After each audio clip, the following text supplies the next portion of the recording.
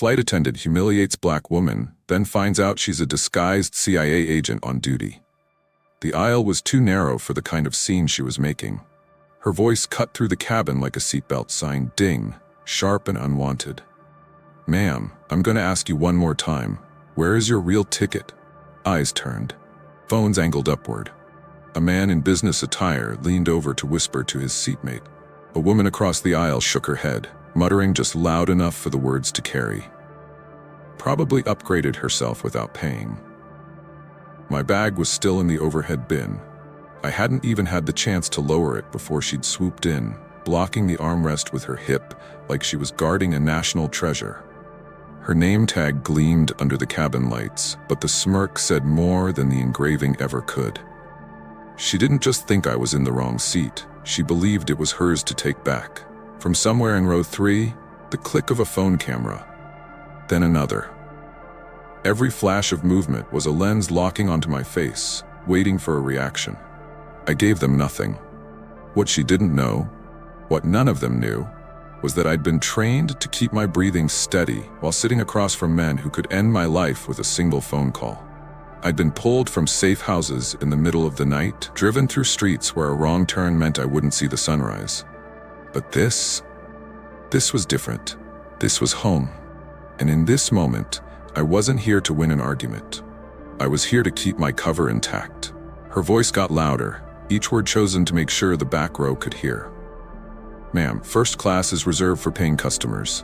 If you don't have the documentation, I'll have to ask you to collect your belongings and move to economy." A teenager in the seat ahead turned to look at me, eyes wide, cheeks pink with secondhand embarrassment. I kept my gaze fixed on the laminated safety card in the seat pocket. It was a tactic. Let her think she was in control. 2 rows back, someone whispered, "This is ridiculous," and got shushed by their neighbor. I waited. The silence between her questions stretched longer with each breath I took, until the air felt heavy enough to cut. Then came the tap on my shoulder from behind. "Security can meet us at the gate if necessary." That was when I let my eyes rise to meet hers. Not sharp, not pleading, just steady. The kind of look that says you're playing the wrong game with the wrong person. Before we keep going, if you're watching this right now, hit that subscribe button so you never miss a real story that matters. And drop a comment telling me the country you're watching from.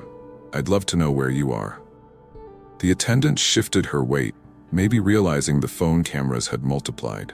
I could hear the faint beeps of passengers sending off messages before takeoff.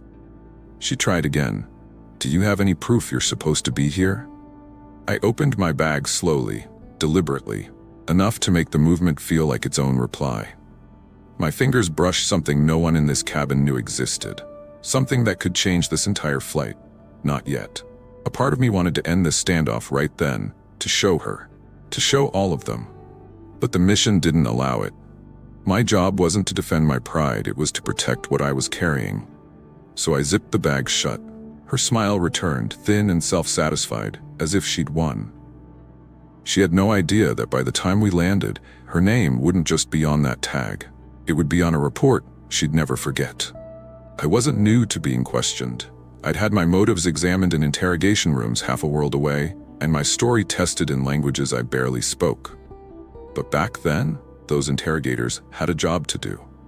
Here, in this polished metal tube 30,000 feet above the ground, the questions came from something else entirely. It had started long before this flight. I grew up in Baltimore, in a neighborhood where respect was earned, not handed out. My mother was the one who taught me that silence can be a weapon, that you don't always have to swing to land a blow. She'd say, "You choose your words like you choose your battles. Don't let anyone pull you into one you don't plan to win." Back then, I didn't understand how much she was preparing me for the rooms I'd walk into later in life. Rooms where I'd be the only black woman at the table, where people would size me up before I even sat down. School was my escape hatch.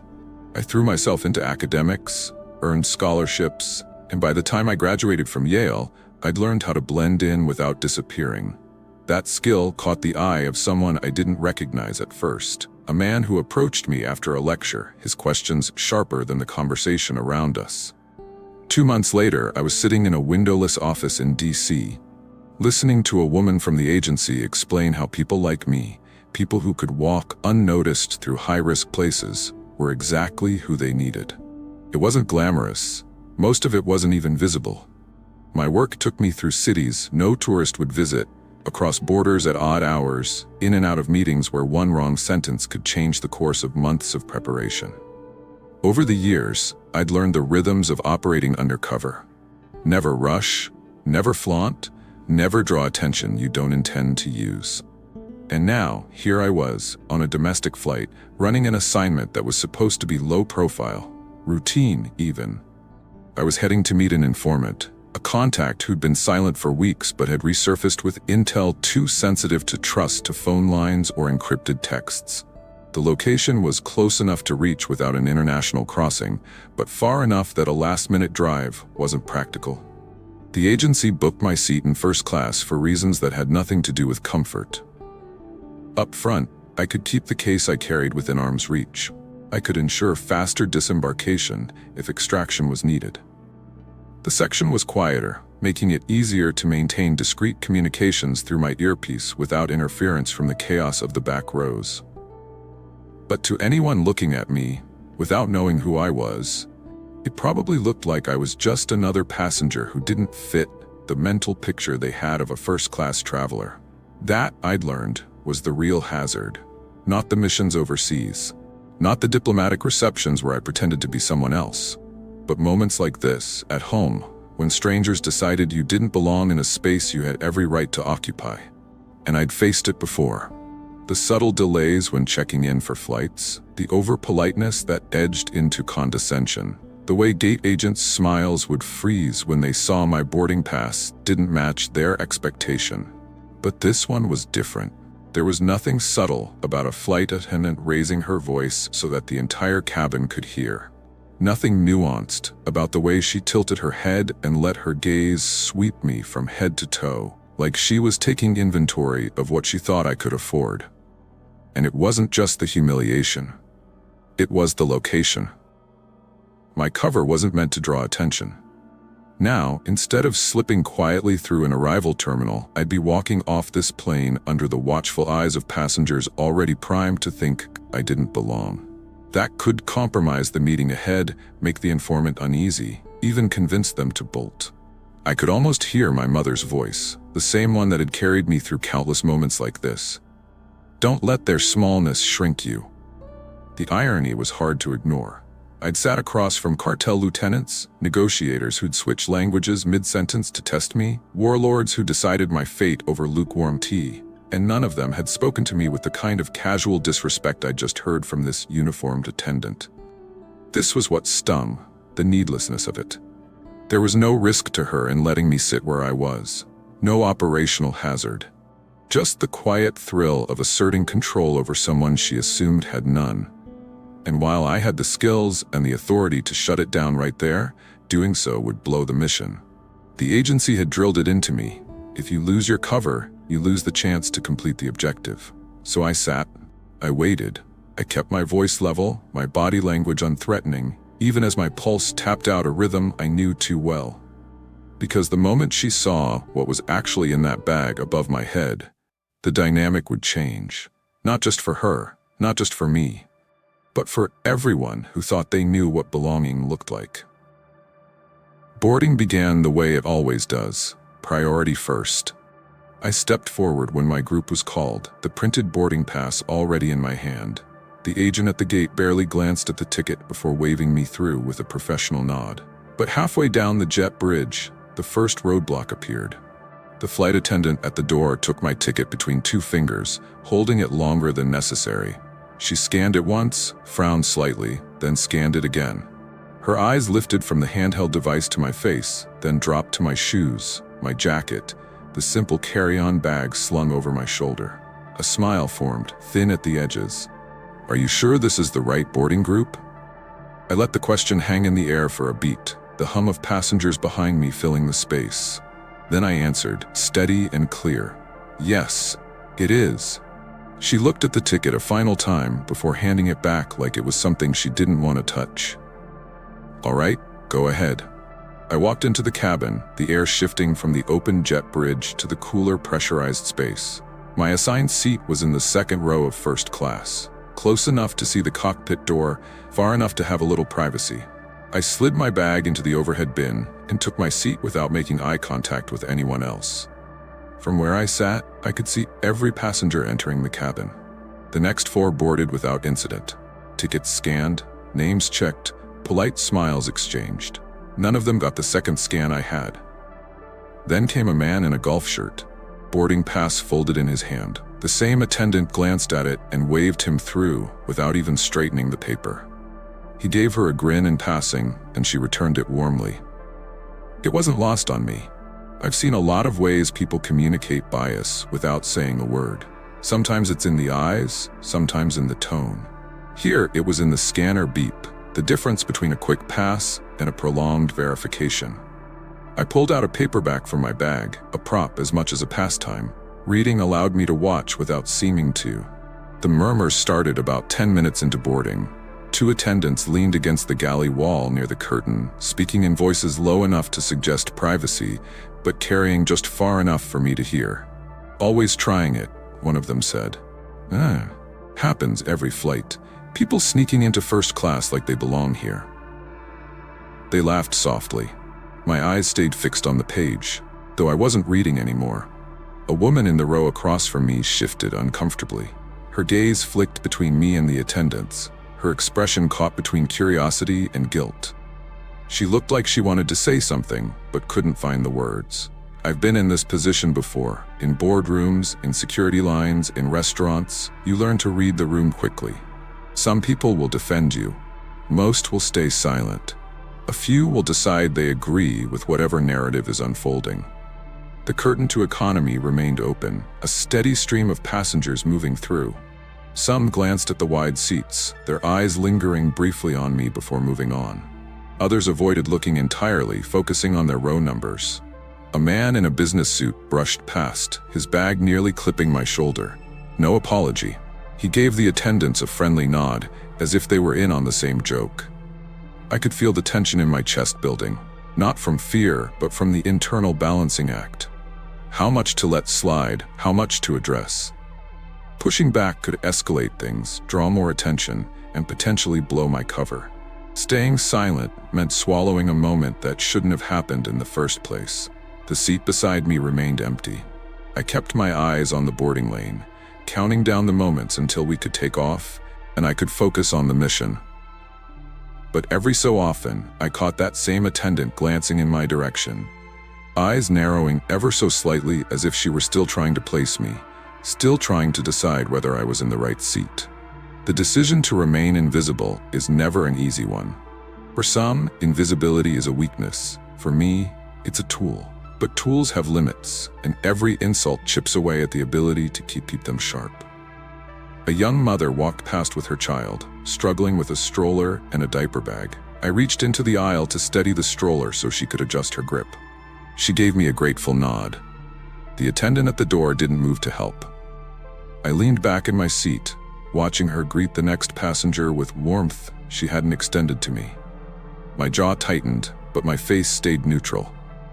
From the back of the plane came the sound of a child laughing, then the rhythmic thud of a suitcase being shoved into an overhead bin. Boarding was nearly finished. I told myself that if I could just get through takeoff, I could slip into the routine, pretend none of this had happened. But the quiet conversation between the attendants carried forward once more. We'll have to keep an eye out. Some folks are bold enough to stay put, even when they know they don't belong here. The words landed heavier than they should have.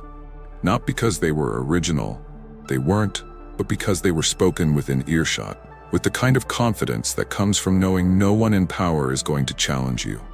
And that's when I knew. This wasn't over. The seatbelt sign had been off for a while. Flight attendants moved down the aisle, trays in hand, taking drink orders and handing out neatly plated meals to the passengers in first class. When the cart reached my row, the attendant on the left glanced at the manifest on her tablet, looked right past me, and set a tray in front of the man in the aisle seat. Without even slowing, she turned to move on. I waited a moment, thinking maybe she was going to circle back. She didn't. "Excuse me," I said, keeping my tone even. "I haven't received a meal." Her steps halted, but she didn't turn fully to face me. "We're serving first class right now." I kept my voice calm. "I'm in first class." This time, she turned, eyebrows arched like I'd just made an outrageous claim. "Can I see your boarding pass again?" It wasn't a request. Her voice was loud enough for the passengers in front of me to turn their heads. Someone in the third row leaned to get a better look. I retrieved my ticket from the seat pocket and held it out. She took it, scanned the seat number, and then, with a practiced half smile, said, "This isn't matching what's on our system." From the row ahead, a woman whispered to her companion, "Told you." The attendant stepped back, placing her free hand on the cart handle. "I'm going to have to ask you to move back to economy where you belong." The phrase landed like a stone dropped in water, no mistaking the ripple it sent through the cabin. Heads turned. The man in the seat across from me looked down at his phone, pretending not to hear. The woman across the aisle pressed her lips together and glanced out the window. Phones came out. I caught the faint reflection of a camera lens in the glossy seatback screen ahead of me. A teenage boy 2 rows up tilted his phone slightly, angling for a better shot. I knew what this looked like to them, a standoff. But I also knew what it was, a scene rooted in the same quiet prejudice I'd been feeling since boarding. My training was running on autopilot now. Assess the room, track every exit, catalog every witness. The urge to end this with 3 words and a badge was almost overwhelming, but the mission had to take priority. "Ma'am," she pressed, "I need you to come with me to resolve this." I folded my hands in my lap. "My ticket is correct. You've scanned it already." She exhaled through her nose. "We'll verify it at the back of the plane. Please stand up." I could feel the attention tighten around me. Even without looking, I knew there were people rooting for me to comply, just to keep the peace, and others eager to see me challenged. A man in the front row spoke up, voice low but carrying. "She's been here since we boarded. Leave her alone." The attendant's jaw flexed. She didn't turn toward him. "Sir, this is a seating issue. Please don't interfere." I rose slowly, not because I was complying, but because standing allowed me to take control of the physical space. The motion seemed to surprise her. She stepped back, giving me room to move into the aisle. "I'll stay right here while you check," I said, my tone steady enough to cut through the murmurs. Her eyes narrowed. For a split second, I saw the conflict flicker. Push harder and risk escalating in front of half a dozen recording devices, or back off and lose face. She chose the middle. Pulling out her device, she tapped furiously, cross-checking my ticket again. Her lips tightened as the screen lit green. "You may sit down," she said, the false politeness doing nothing to soften the words. I did. Without looking at her, without thanking her, without giving her the satisfaction of a reaction. From behind me came a quiet, "Unbelievable," from a passenger I hadn't seen before boarding. The attendant wheeled the cart forward, her back stiff, the meal still conspicuously absent from my tray table. My mind shifted back into operational thinking. Every unnecessary second of attention risked the integrity of the meeting I was headed toward. But in this cabin, on this flight, I was more than an operative with an objective. I was a black woman being told, in front of witnesses, that I didn't belong where I was. And I knew, without a doubt, that this wouldn't be the last attempt to push me out of that seat. The cart had moved on, but the heat of the exchange still hung in the cabin. I kept my gaze forward, trying to let the moment pass, when I heard her voice again, this time from the galley. "Let's get the supervisor up here." The words weren't meant for me, but they landed just the same. A few minutes later, a man in a pressed navy vest emerged from behind the curtain, wearing the neutral smile of someone trained to de-escalate, but not necessarily to correct. He walked directly to my seat. "Ma'am, I need to see your ID and boarding pass again." It wasn't a request. I pulled both from my bag and handed them over without a word. The aisle was too narrow for privacy. Everyone nearby could hear the exchange. He scanned the ticket on his device, then glanced at my driver's license. I could see his thumb hovering on the screen as if stalling for effect. From somewhere behind me came a muttered voice. Male, low but clear enough. "Figures, she doesn't look like she can afford this seat." A ripple of discomfort passed through the nearby rows. No one challenged the remark. No one asked who had said it. The supervisor kept his face blank, tapping on the handheld. The scanner beeped, confirming what both he and the attendant already knew. The ticket was valid. My seat was mine. He handed the items back with a small shrug. No apology. No acknowledgement of what had just played out in front of the entire row. "You're fine here," he said, as though granting me permission to stay in the place I'd paid for. I returned the documents to my bag and sat down, my movements slow and deliberate. The silence in the cabin wasn't quiet. It was thick with unspoken judgment. The man across from me avoided my eyes. The woman in the row ahead shifted uncomfortably in her seat. Somewhere near the back, the soft click of a phone camera shutter broke the air. That's when I noticed the glow of screens. Passengers were typing furiously, thumbs flying. One woman in the third row tilted her phone just enough for me to catch the words on her screen. "Racist flight attendant harasses passenger in first class." I didn't need to check my own phone to know that videos were already making their way online. The attendant reappeared, bypassing my seat entirely. She didn't speak to me, didn't make eye contact. The cart rattled past as though I wasn't there. In another life, one without an operation at stake, I might have said something then. I might have asked her why she thought I didn't belong, or why she believed her assumption was worth making public. But here, now, silence was still my sharpest weapon. And yet silence has a cost. Every sideways glance, every whisper I couldn't quite catch, it all stacked up like weight on my chest. This wasn't just an inconvenience. This was the slow stripping away of dignity in a space where I was supposed to be invisible.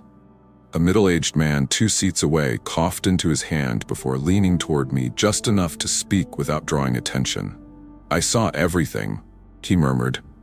"If you need a statement later."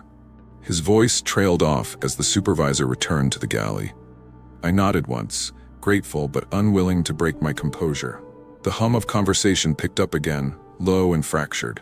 Snippets floated my way. Blatant. Seen it happen before. Unbelievable. I kept my breathing steady. Up ahead, a woman adjusted her phone on the armrest, angling it to catch my profile. She wasn't filming out of malice. It was the quiet urgency of someone who knew evidence mattered. Somewhere deep in the recesses of my mind, the operative in me was cataloging details. Time of incident, number of witnesses, flight number. These were reflexes I'd honed over decades. But another part of me, one far older, was simply existing in that moment as a black woman in America, being told in front of strangers that she didn't belong. The captain's voice broke over the intercom, announcing turbulence ahead. The seatbelt sign pinged on. Still, the tightness in the air had nothing to do with the weather. I leaned back, my face the picture of calm. But in my mind, I was already counting down to landing. Because when the wheels touched down, the narrative would shift. And the people who decided I didn't belong here would learn exactly how wrong they were. The cabin lights dimmed for the remainder of the flight, but the atmosphere hadn't softened. The tension still pressed in like an unspoken rule everyone had silently agreed to obey. My phone, tucked discreetly in my lap, buzzed once. A short, encrypted notification slid across the screen. Incident noticed. Maintain cover until landing. I read it twice, the meaning settling into my muscles. They'd already seen it. Someone had reported the exchange, or maybe the videos were traveling faster than I'd realized. Either way, my handler's message confirmed what I'd known since the first ticket scan. This flight had become something it was never supposed to be. I slipped the phone back into my bag and folded my hands, forcing them to stay still. No more drawing attention, no sudden moves. Just ride the current until the wheels touched down. The crew moved along the aisle without ever glancing in my direction. Every tray they set down, every polite exchange they offered, skipped my row like it had been marked off limits. If their eyes flicked my way at all, it was quick, like looking too long might invite trouble. I kept my posture straight, my expression neutral, the kind of composure you learn when you're being studied. It was a skill I'd mastered overseas, but here, in my own country, it felt heavier. From the front, the curtains swished open. A young black girl, maybe 8 or 9, emerged from economy, holding her mother's hand. Her eyes scanned the cabin with quiet curiosity until they landed on me. She slowed her steps, her head tilting just slightly. For a moment, her gaze didn't waver. It wasn't pity. It wasn't confusion. It was something closer to recognition. Like she knew, even at her age, that what had happened wasn't about seating charts or ticket scans. Her mother gave the gentle tug parents give when they want their child to keep moving. The girl obeyed, but not before offering me the faintest smile, small and defiant in its own way. It hit harder than I expected. Not because I needed comfort, but because it was a reminder that someone was always watching, even when you didn't want them to. A reminder that the way I handled this wasn't just for me, it was for anyone who'd ever been made to feel smaller in a space they'd earned the right to be in. The hum of the engines filled the silence between me and the rest of the cabin. Passengers scrolled their phones, typed messages, or pretended to nap. Every so often, I caught a whisper, low and clipped, dying quickly when my row came into view. I thought about the millions of moments like this that happen without witnesses. No camera phone, no viral hashtag, no one to say, "I saw it." I thought about the people who endure it, tuck the memory away, and carry it for years. How many of them replay the scene later, thinking about what they could have said, should have done? This time, I wasn't going to replay it. I didn't need to. I had a mission, and missions have their own kind of closure. The attendant from earlier passed by, her eyes fixed straight ahead, a tray of empty glasses balanced on one hand. The corner of her mouth tightened when she reached my row, but she didn't slow down. The supervisor hadn't returned since his shrug and confirmation. He didn't need to. His absence was its own message. The incident was over for them. It wasn't over for me. I shifted slightly in my seat, angling toward the window. Below, patches of city light glimmered through breaks in the clouds, each cluster marking a place where someone lived their own version of the fight I was sitting through now. My breathing stayed steady, my hands still.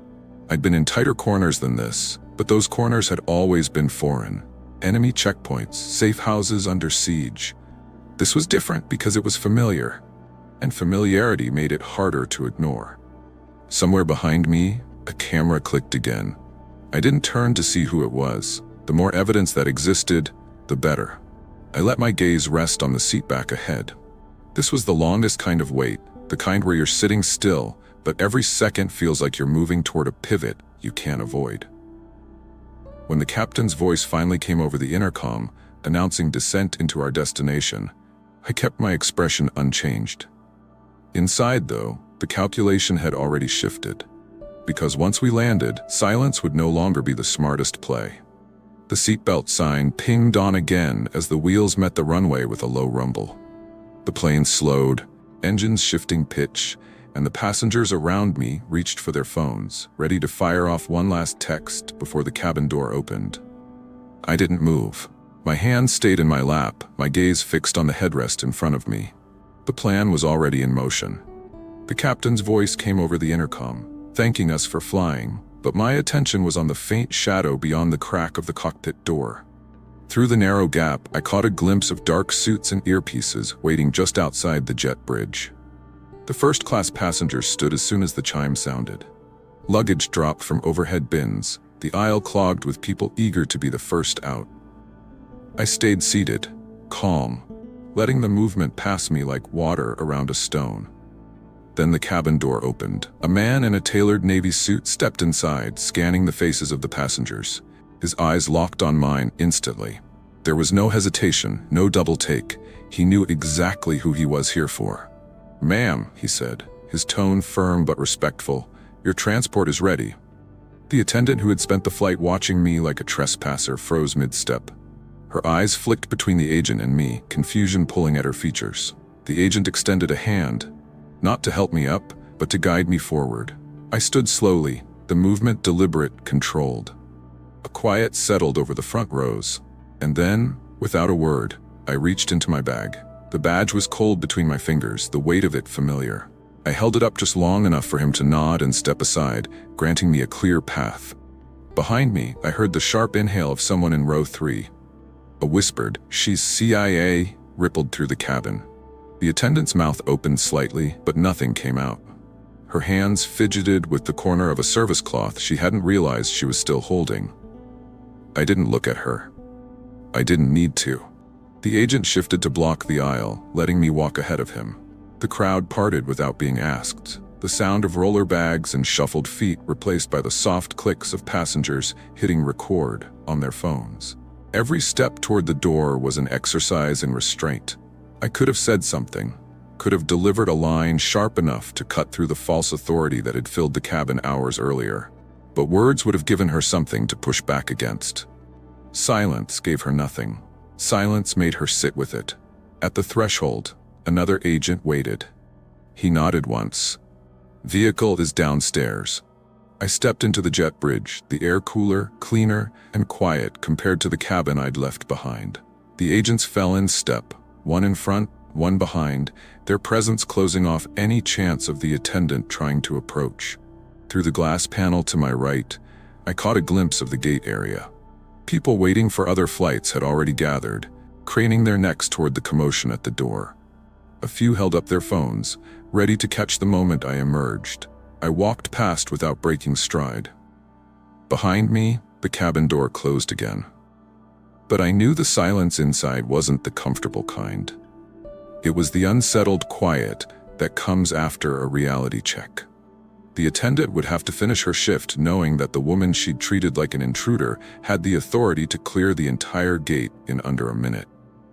And every passenger who'd watched it unfold would leave with their own version of the story. Some told in whispers, others posted online before they even reached baggage claim. As I reached the top of the jet bridge stairs, the agent at my side spoke low enough for only me to hear. "We saw the footage. HQ's not pleased." I gave a single nod. The comment wasn't about me, it was about what her actions had set in motion.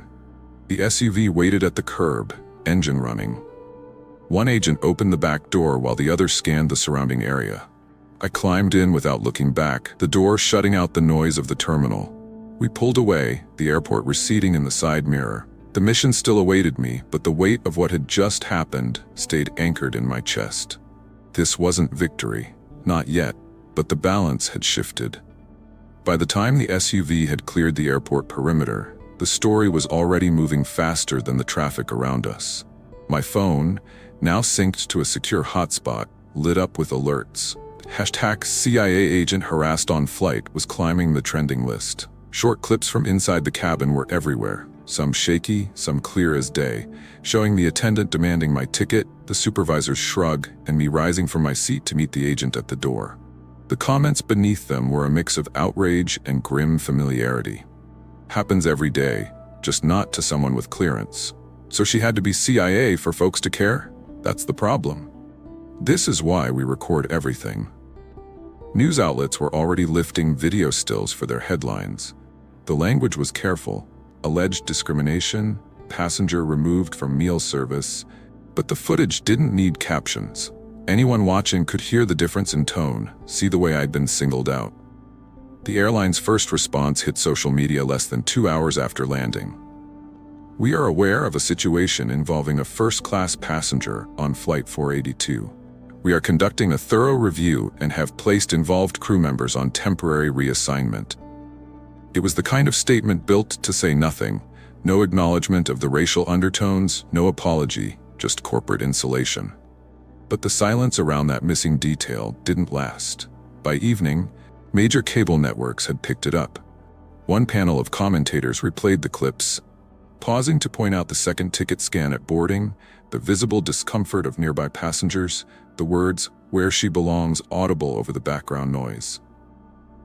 "Let's be honest," one analyst said. "If she had been white, this would have gone differently." The assumption wasn't that the seat was wrong, it was that she was. Calls started coming in from people I hadn't heard from in years, former colleagues, contacts still in the field, even a retired agency director. Not for details, they already knew better than to ask, but for one sentence, always the same: "We're backing you." The weight of the incident was no longer just personal. It had shifted into the realm of optics and liability.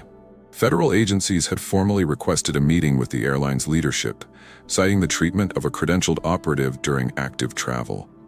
Internally, I knew what that meant. They weren't just concerned about me, they were concerned about precedent. If a uniformed crew could delay or obstruct someone with clearance, What did that mean for missions requiring speed and discretion? By nightfall, the attendant's name was circulating in online threads, though officially, the airline hadn't released it. A spokesperson confirmed she'd been placed on immediate suspension, pending investigation. The predictable counter-narrative started bubbling up too. Anonymous posts claiming there'd been a misunderstanding, that the crew was just following procedure. But the problem with that defense was that the footage showed plenty of other passengers boarding without having their tickets rescanned, without being told to move where they belong. Editorials began appearing in digital outlets, using the incident as a launch point to discuss systemic discrimination in air travel.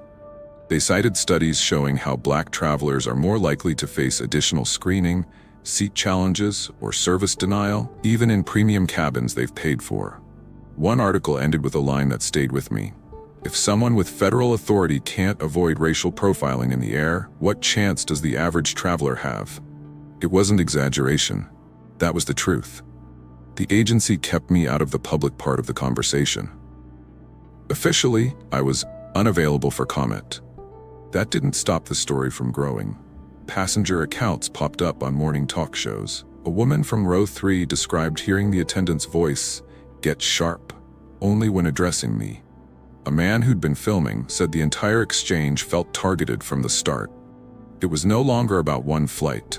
It had become a case study in what happens when bias meets authority in a confined space. And the person on the receiving end refuses to play the role they've been assigned. Somewhere I knew the attendant was watching this unfold. And if she was smart, she was realizing this wasn't about a seat anymore. It was about accountability. I'd been in places where the wrong word could cost me my life. Places where respect was measured in precision, timing, and the ability to hold your ground when everything around you was collapsing. In those places, on the other side of the world, men who had every reason to distrust me still measured me by what I could do. They didn't have to like me. They didn't have to welcome me. But when I proved I was competent, I was treated accordingly. And yet, here at home, all of that disappeared the moment I walked down a jet bridge in a first-class boarding group. Years of experience, dozens of successful missions, the kind of clearance most people will never even hear about, and none of it shielded me from being reduced to a stereotype. The uniform on that flight attendant wasn't military-grade armor, but it carried its own power. The power to make an accusation stick long enough for people to believe it. The power to strip dignity from someone in front of an audience. I had backup waiting at the gate. Federal agents to clear the way, colleagues who knew the truth, an agency that would not let the incident go unanswered. But I kept thinking about all the Black travelers who don't have that kind of safety net. The ones who quietly pack up their bags and move to the back because it's easier than fighting. The ones who go home with the sting of humiliation lodged in their chest, knowing no one will see it as anything more than a misunderstanding. The ones who can't post a video without risking their job, their reputation, or their safety. This wasn't about me winning a battle. This was about what happens when bias hides behind authority and is handed a microphone. In my case, that microphone was a cabin full of passengers, some filming, some looking away. For others, it's a hotel desk, a boardroom, a store counter. The danger isn't just the public scenes, it's the quiet ones too. The moments when no one speaks up, when the slight isn't recorded, when the story never leaves the room. Those are the ones that sink into the bones, the ones that tell you your presence is conditional. Racism doesn't care about your resume. It doesn't care how many borders you've crossed or titles you've earned. It doesn't care about the medals in your drawer or the clearances stamped on your file. It cares about perception. And perception is shaped in an instant by the person who thinks they have the right to define you. The people who watched what happened on that flight will remember the moment differently. Some will recall the silence in my voice, the way I didn't take the bait. Others will remember the badge at the end, the shock that rolled through the aisle. And a few will convince themselves it wasn't about race at all, because that's easier than facing the truth. But the truth is this: if I had been white, my ticket would have been scanned once. I would have been served without delay. I would have been left alone to do what I came to do, travel. Instead, my presence became a problem to solve. And that's the part that lingers. The terminal doors slid open, releasing the muted roar of the concourse behind me. Outside, the air was cooler, the evening light catching on the black SUV idling at the curb. The lead agent opened the rear door without a word. I paused for half a second, my eyes scanning the reflection in the tinted glass. Behind me, travelers rushed past with rolling bags. Families called to one another, and gate announcements echoed from the open doorway. Life moved on, as it always does, even when something inside you shifts. I stepped forward, the soles of my shoes clicking against the pavement. She thought she was putting me in my place. She didn't know. My place is wherever I choose to stand. Sliding into the back seat, I settled in as the door shut. The sound of the terminal faded, replaced by the low purr of the engine. Through the window, I caught one last glimpse of the jet bridge entrance, where the crew would exit. I wondered if she'd walk out with her chin high or her eyes down. Either way, the story was already out of her hands. The SUV pulled away from the curb, merging into the slow line of departing traffic. People on the sidewalk were still looking toward the doors, some with phones in hand, some just curious about the agents moving through the crowd. The city blurred past, streetlights flickering on as we moved deeper into downtown. My mind was already shifting to the next step in my assignment, but part of me stayed with the girl from the flight, the one who'd smiled at me on her way to the restroom. I hoped she'd remember more than the tension. I hoped she'd remember that I stayed where I belonged. Because that's the truth they never want to say out loud. Belonging isn't theirs to give. To everyone watching this right now, I want to hear from you. Have you ever been told you didn't belong somewhere? Share your story in the comments. Your voice matters more than you know, and telling it might give someone else the courage to speak up. And if you believe respect should never depend on skin color, hit that subscribe button for more true human stories that don't shy away from the truth. This is Echoes of Hope Stories HQ, where silence is never the final word.